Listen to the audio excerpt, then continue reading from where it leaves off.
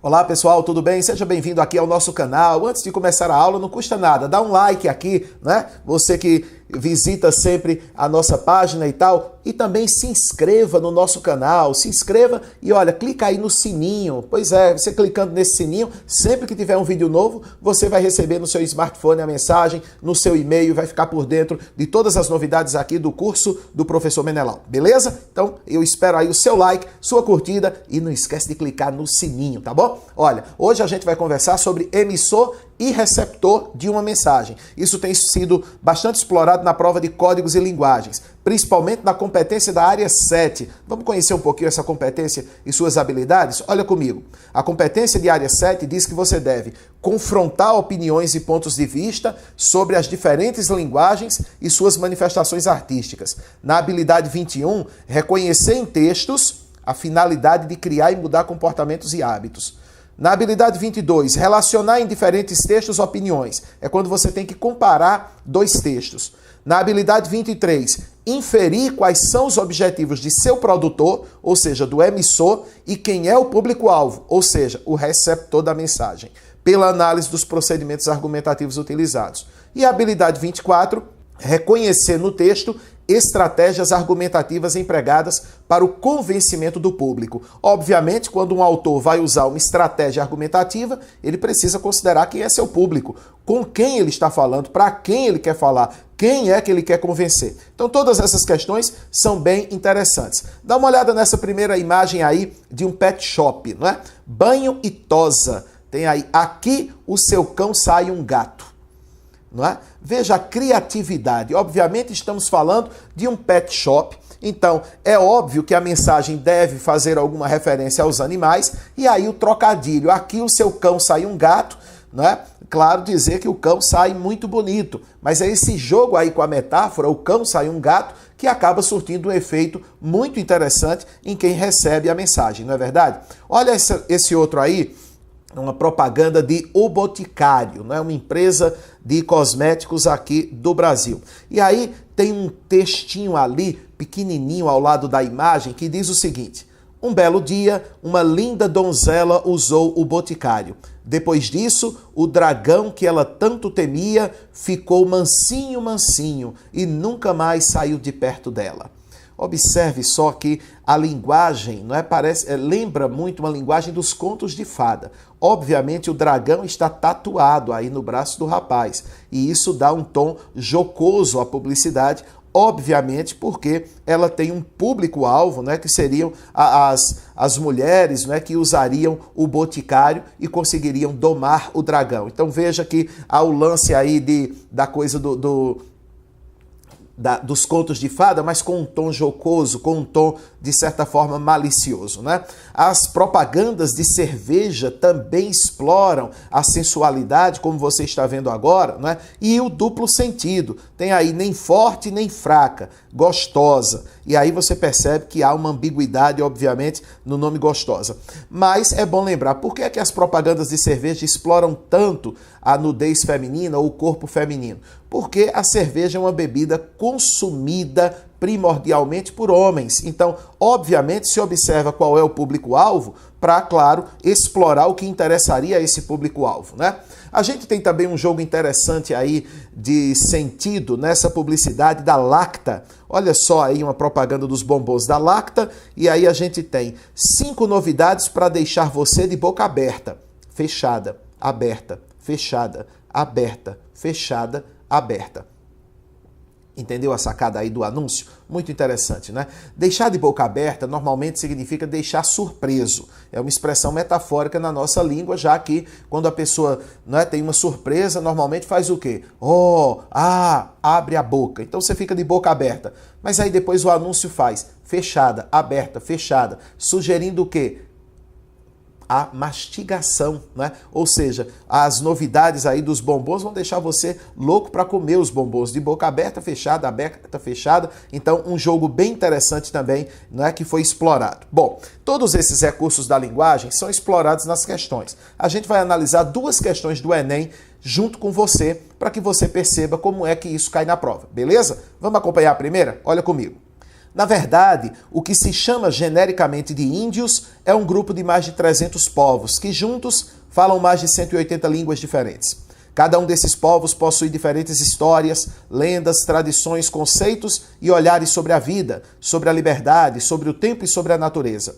Em comum, tais comunidades apresentam a profunda comunhão com o ambiente em que vivem, o respeito em relação aos indivíduos mais velhos, a preocupação com as futuras gerações e o senso de que a felicidade individual depende do êxito do grupo. Para eles, o sucesso é resultado de uma construção coletiva. Essas ideias partilhadas pelos povos indígenas são indispensáveis para construir qualquer noção moderna de civilização. Os verdadeiros representantes do atraso no nosso país não são os índios, mas aqueles que se pautam por visões preconceituosas e ultrapassadas de progresso. Considerando-se as informações abordadas no texto, ao iniciá-lo com a expressão "na verdade", o autor tem como objetivo principal.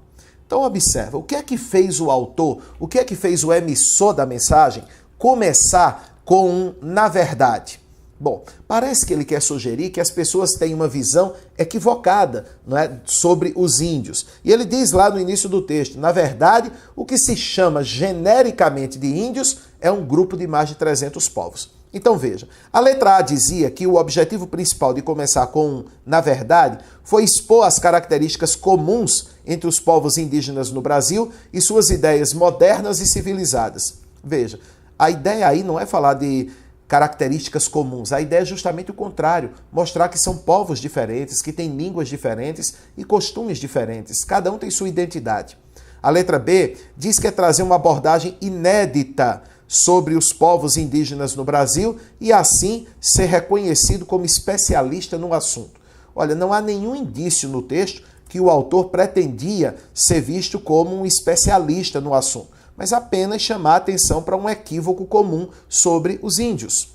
A letra C diz, mostrar os povos indígenas vivendo em comunhão com a natureza e, por isso, sugerir que se deve respeitar o meio ambiente e esses povos. Olha, é claro que a gente deve respeitar o meio ambiente e respeitar os povos indígenas. Aliás, a gente deve respeitar todos os povos, mas, obviamente, passou longe do texto a intenção não é focada nisso aí.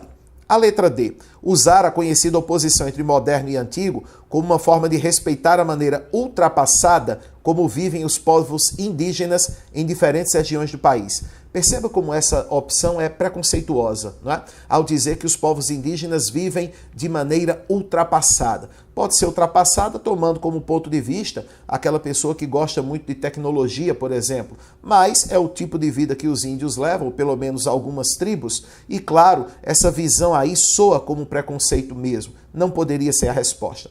A letra E, que responde à questão, diz o seguinte, quando ele diz, na verdade, ele quer apresentar informações pouco divulgadas a respeito dos indígenas no Brasil para defender o caráter desses povos como civilizações, em contraposição a visões preconcebidas. Exatamente isso. As pessoas têm uma visão preconcebida sobre os índios e ele introduz o texto dizendo, na verdade, porque pretende exatamente quebrar com esses paradigmas que são perpetuados pela sociedade, que muitas vezes não conhece a realidade dos povos indígenas, não é mesmo? Tranquilo? Vamos dar uma olhada noutra questão. Olha essa aí. Você tem um cartoon e aí, olha, no mundo conectado não há preconceitos. E aí o primeiro personagem aparece dizendo ali, clicando, né? Sou alto, loiro e sincero. Não há ignorância. E o outro, lê pra quê? Tem tudo na Wikipédia. E não há covardia. E alguém recebe uma mensagem pelo celular. Nova mensagem, eu não te amo mais. Então você imagina lá, no mundo conectado não há preconceitos, tá? Mas o cara que está ali, não é, numa rede social, o perfil dele é alto, loiro e sincero. Ora, veja o perfil, não é, que ele adota para poder parecer atrativo para a sociedade. Depois não há ignorância e aparece alguém questionando para que ler se tem tudo na Wikipédia, não é? No final não há covardia e alguém recebe um fim de relacionamento por uma mensagem de celular. Eu não te amo mais. Obviamente, você percebe que os exemplos são contraditórios em relação à afirmação superior. Então, olha comigo o que dizia a questão. A tirinha denota a postura assumida por seu produtor. Quer dizer, quem produziu a tirinha tem um pensamento sobre a internet, frente ao uso social da tecnologia para fins de interação e informação. Tal posicionamento é expresso de uma forma argumentativa, por meio de uma atitude o quê? Ou seja, quem produziu essa tirinha, não é? O emissor da mensagem, tem um ponto de vista. Ele toma uma atitude de linha argumentativa. E essa atitude é o quê? Diz a letra A, é crítica, expressa pelas ironias. É resignada, expressa pelas enumerações. É indignada, expressa pelos discursos diretos. É agressiva, expressa pela contra-argumentação. Ou é alienada, expressa pela negação da realidade?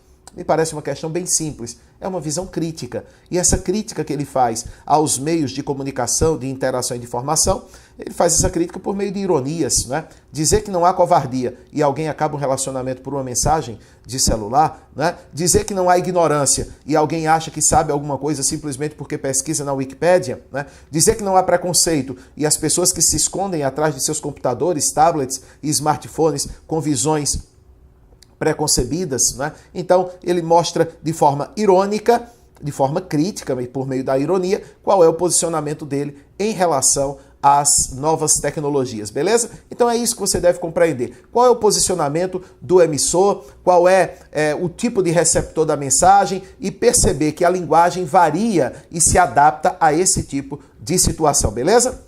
Grande abraço para você. Alguma dúvida sobre o nosso curso? Acesse o nosso site, professormenelau.com, e recomende o nosso canal para os seus amigos, youtube.com/curso Menelau. E não esqueça, a gente te leva à universidade. Valeu, galera. Grande abraço.